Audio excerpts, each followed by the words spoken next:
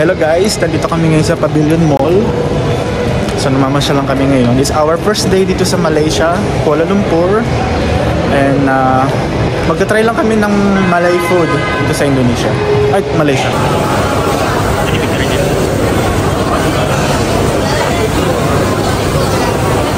So guys, ito yung pinili namin pagkain, mga Malaysian food. Looks so yummy. Ito yung first meal namin dito sa Malaysia.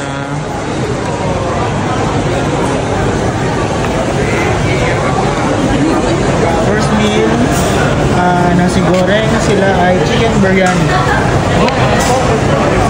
Guys, ang ganda dito sa Pavilion Mall. Ang lawak. Ang sosyal ng mga brands na paninda. Pang mayaman. Hi guys, ngayon paalis na kami dito sa may Pavilion Mall. And papunta naman kami ngayon sa may Batu Caves. So doon na lang ako mag-continue ng vlog.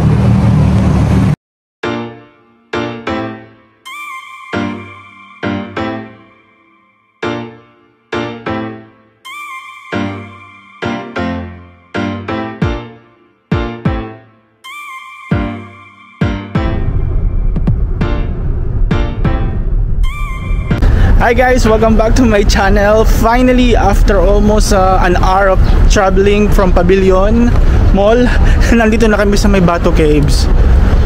Like, oh my god, it's so hot.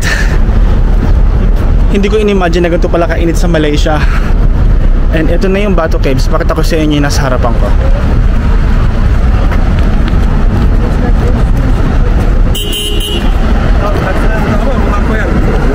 Ayun siya guys, ayun yung aakyatan namin para makarating tayo sa pinakatuktok. Ito yung isa sa mga tourist attraction dito sa Kuala Lumpur.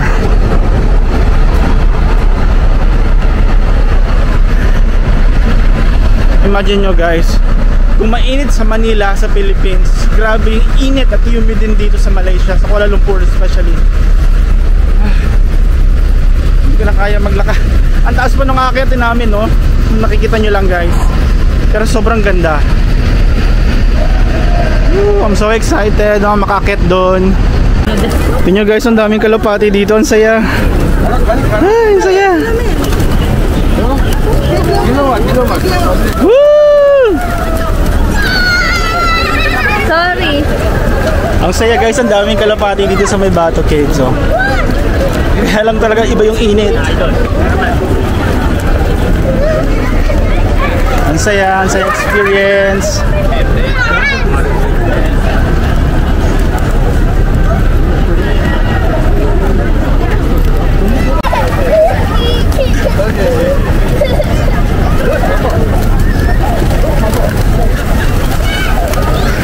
Woo! Ang daming kalapati guys, oh. Grabe sila.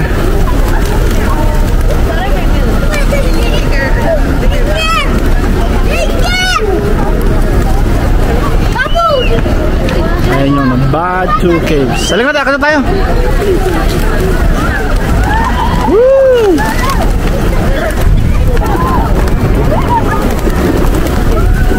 So guys, ay naakit na kami sa pinaka-temple. Sobrang dami steps nito. Ewan ko kung masusurvive ito ng aking mga binti at tuhod. Kasi kung nakikita nyo guys, sobrang taas talaga. Look at the stairs. Oh my god. Ito na talaga guys, aakit na kami.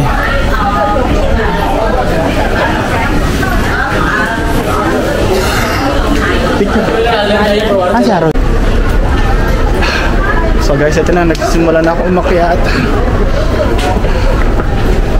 I hope pagkababa ko mamaya okay pa yung tuhod ko. Kasi ang stiff nung steps niya.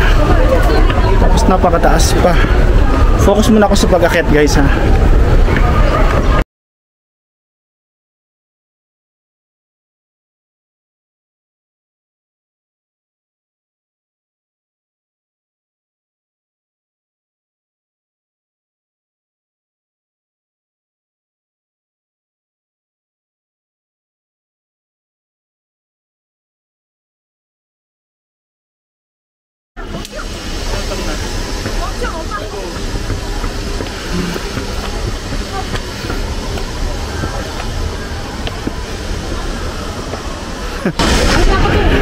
Guys, ang sakit na.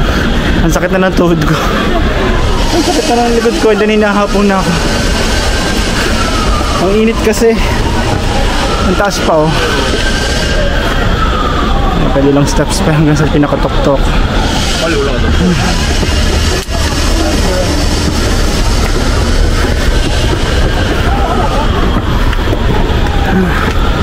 Yun, sito ko sa gilid. Okay guys, konting-konti na lang makakarating na tayo sa tok-tok. Konti na lang guys.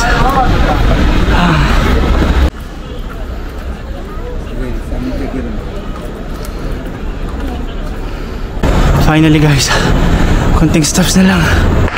Pero yung tuhod ko tumutiklob na. Ito yung tingnan kung gano'ng kataas yung nakit namin. Grabe. Galing kami dun sa pinakababa.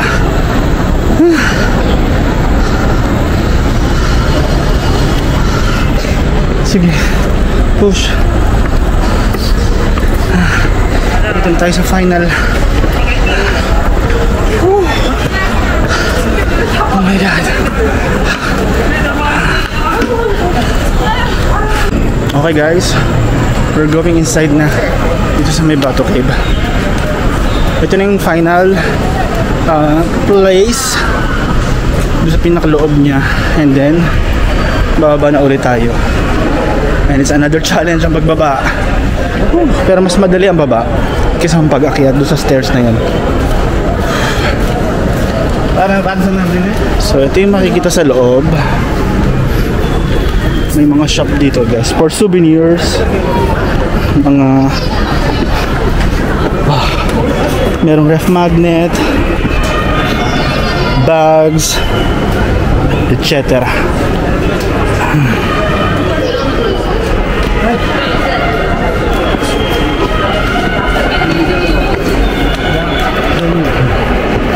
So ito yung makikita mo sa pinakaloob. Meron pa palang aakyatan doon guys.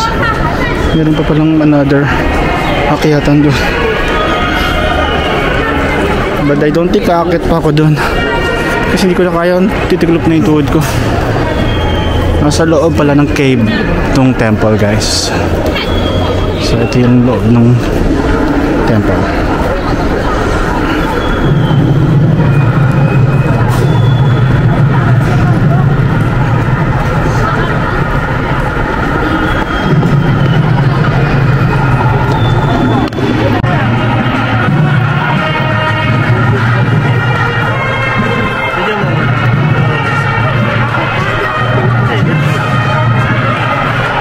So guys, ayun yung pinaka ano niya oh.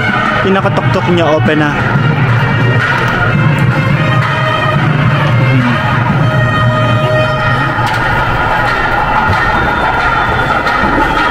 Tapos may nagaganap na parang ritual dito.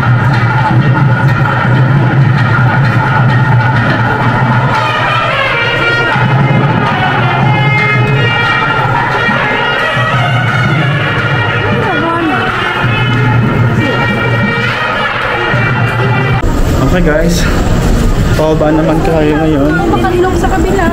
Lipat tayo sa kabila para malilong. Lipat lang kami sa kabila para malilong.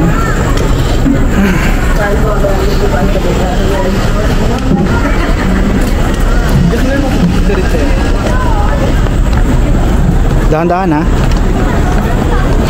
So may sa pababa naman tayo. So di ba mas okay lang pababa?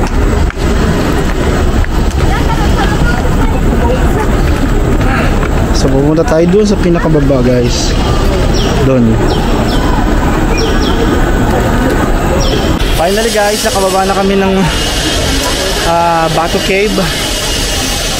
Grabe, almost mahimatay na talaga ako. Yung tuhod ko until now nanginginig pa din. Anyway, it's once in a lifetime. Pero hindi ko na siya ulitin ever. Hindi na talaga. Grabe ang pasok inakit namin guys oh.